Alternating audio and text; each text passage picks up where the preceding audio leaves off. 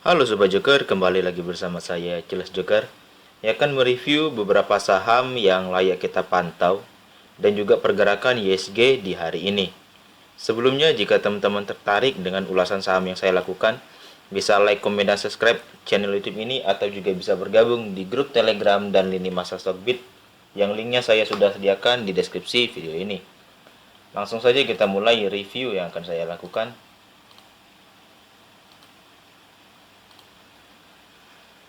ISG lagi-lagi tidak mampu tembus di area supply-nya di 6139. Area supply 6139 dan 6162 merupakan area supply di mana area ini cukup kuat dan bisa kita jadikan menjadi batasan supply terkuat pula. Jadi selama area ini tidak mampu ditembus, saya pikir ISG masih akan cenderung bergerak sideways. Kalau kita lihat dari MACD dan RSI memang mengindikasikan sudah bullish.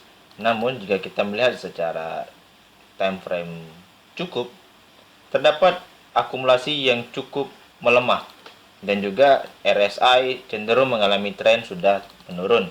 Jadi saya pikir kita sudah layak berhati-hati di potensi ISG yang kemungkinan akan retest di area demand-nya yaitu di 6040 sampai 6006 kembali. Jika area demand ini mampu ditembus, saya pikir akan ada potensi menuju area 5931 atau di 5887. Oke, saham pertama yang akan saya lihat adalah saham SCMA. SCMA cukup menarik di mana polanya hari ini membentuk candle hammer, di mana candle hammer menandakan bahwa potensi buyer itu jauh lebih besar daripada seller.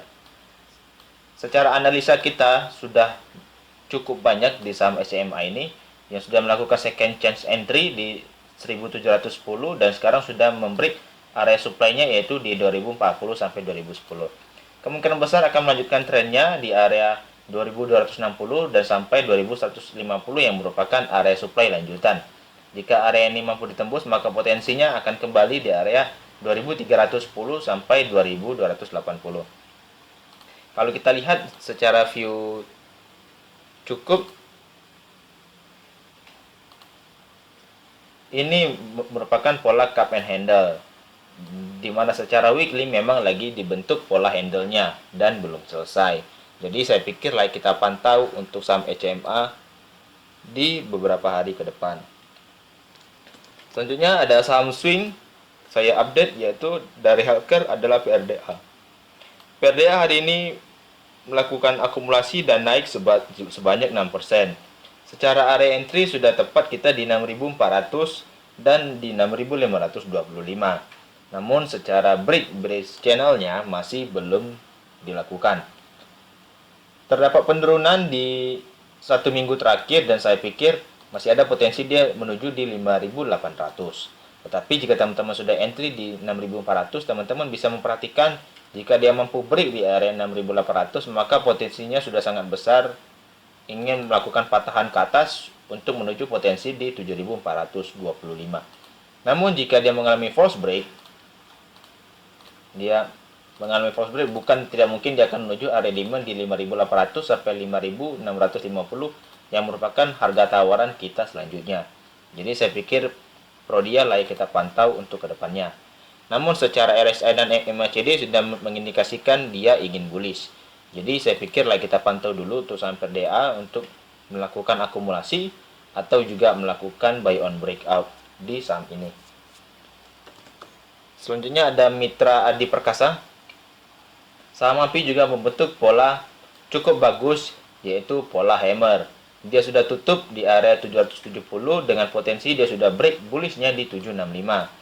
Dan potensi selanjutnya dia akan menuju area supply lanjutan yaitu berada di 800. Tetapi di sini ada 840 sampai 825 merupakan area supply yang sudah nyata sejak dahulu dan sudah dijadikan menjadi area demand pula. Jadi saya pikir MAPI layak kita pantau ketika dia mampu bertahan di area 765. Kita sudah melakukan entry dahulu di 620 sampai 615 dan sudah taking profit di area 700 di mana area sideways ini sudah dibentuk. Jadi saya pikir 765 layak kita pantau ketika dia membuat base maka sudah sangat menarik untuk saham MAPI untuk dikoleksi.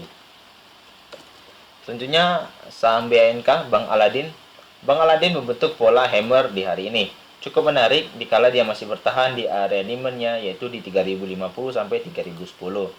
Jika potensi dia tidak mampu membreak area 3200 dan 3300, potensi dia mengalami reversal break itu cukup besar.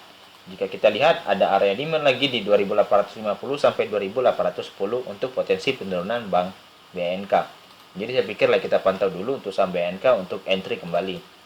Kalau kita lihat secara MACD dan RSI memang cenderung masih menandakan distribusi yang cukup lemah. Jadi saya pikir masih kita pantau dulu untuk saham BNK untuk entry kembali. Selanjutnya ada saham MLPL. MLPL membentuk pola inverted hammer yang patut kita was-was dahulu. Selama dia masih bertahan di 498 sampai 488, masih cukup potensi dia akan menuju area 556 sampai 544. Ada area demand terdekat di 454 sampai 438. Jika dia mengalami penurunan, maka teman-teman bisa melakukan entry kembali di area ini. Namun jika dia menembus area demand pertama, maka demand keduanya berada di 410 sampai 382.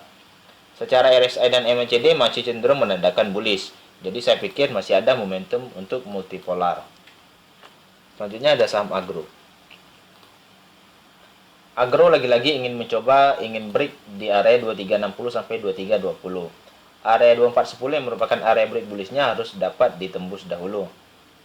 Lalu kalau kita lihat secara rinci, di sini ada pola penan saya pikir. Dan patut ditentukan untuk di esok hari. Apakah agro akan break menuju ke atas atau dia akan membreak cenderung ke bawah. Jadi kita pantau untuk saham agro bagaimana potensinya. Jika dia turun ke bawah, maka potensinya bisa mencapai di 2010 sampai 1900. Maka kita pantau untuk saham agro untuk esok hari. Selanjutnya ada saham Hyrix yang manggung lagi-lagi, yaitu saham Toys. Toys lagi-lagi menguji area supply-nya berada di 251 sampai 236. High-nya hari ini hampir sama dengan high di tanggal 2 September yang merupakan area 240. Jika berhasil break, bukan tidak mungkin area 251 akan mampu juga di break. Jika area ini dapat di break, maka potensi kenaikan lanjutan itu bisa mencapai 323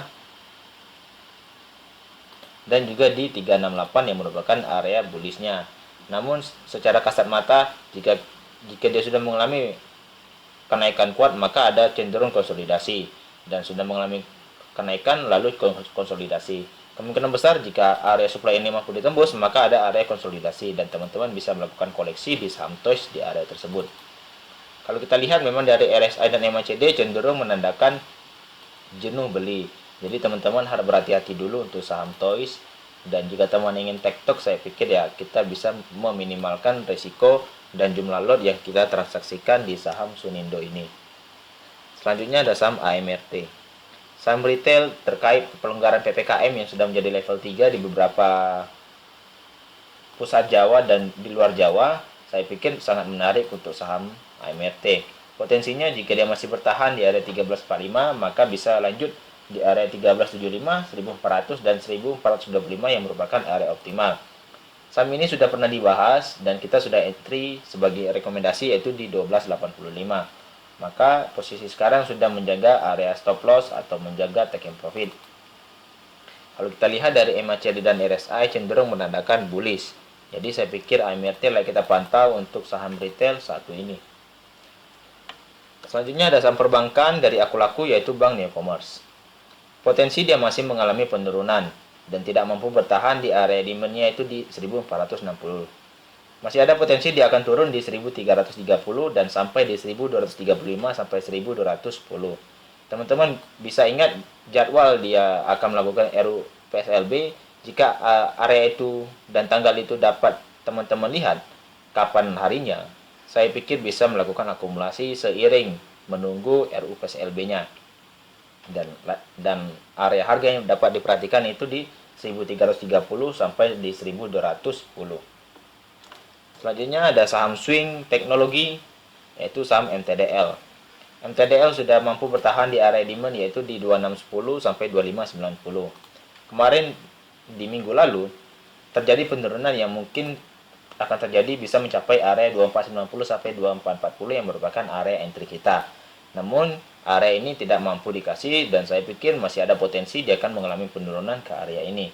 Jadi layak kita pantau untuk saham Metrodata yang cukup menarik, di mana kontribusinya di salah satu sektor digital, baik sistem pendidikan, sistem perekonomi sangat cukup besar. Dan kontribusinya terkait teknologi juga dapat menguntungkan dan revenue mereka cukup meningkat. Jadi saya pikir MTDL layak kita pantau. Dari MACD dan RSI cenderung menandakan ingin bullish dengan volume distribusi yang sudah mengalami pelemahan. Jadi saya pikir MTDL layak kita pantau. Selanjutnya ada saham high risk, yaitu adalah saham kios. Kios cukup menarik, tutup di 1055. Area entry kita yaitu berada di 1015 dan low hari ini lagi-lagi mendapatkan posisi di 1015. Potensinya masih sama, bisa mencapai area 1430 dan area TP pertama dan keduanya yaitu di 1215 sampai 1275. Jika teman-teman ingin menandakan cut loss-nya, bisa memperhatikan area 945 untuk lakukan cut loss. Di sini ada area demand di 1005 sampai 990, teman-teman bisa perhatikan untuk entry di situ jika mendapatkan posisi terbaik. Karena di sini ada area demand yang merupakan yang akan dites kembali menjadi resistance become support. Jadi layak kita pantau untuk saham kios selanjutnya. Yang terakhir ada saham high risk juga, yaitu BEPS. BEPS lagi-lagi membentuk pola yang cukup bagus, di mana dia sudah membentuk base di area 1100. Selama area 1100 ini belum dipatahkan, saya pikir masih cukup uptrend untuk saham BEPS.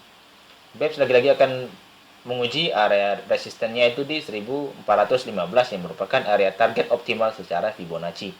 Dan sekarang masih berjalan di 1280. Selama 1280 tidak dipatahkan dan 1180 juga tidak dipatahkan, saya pikir kemungkinan optimal menuju area 1415 masih cukup besar. Kalau kita lihat memang dari RSI dan MACD cenderung menandakan jenuh beli. Jadi saya pikir layak kita pantau dulu untuk saham BEPS jika dia mampu bertahan di area 1280 sampai di 1180. Sekian dulu dengan ulasan yang saya lakukan. Jika teman-teman tertarik dengan ulasan saham, bisa like, komen, dan subscribe channel YouTube ini, atau juga bisa bergabung di grup Telegram dan lini masa Stockbit yang linknya saya sudah sediakan di deskripsi video ini. Sekian dulu, saya ucapkan terima kasih.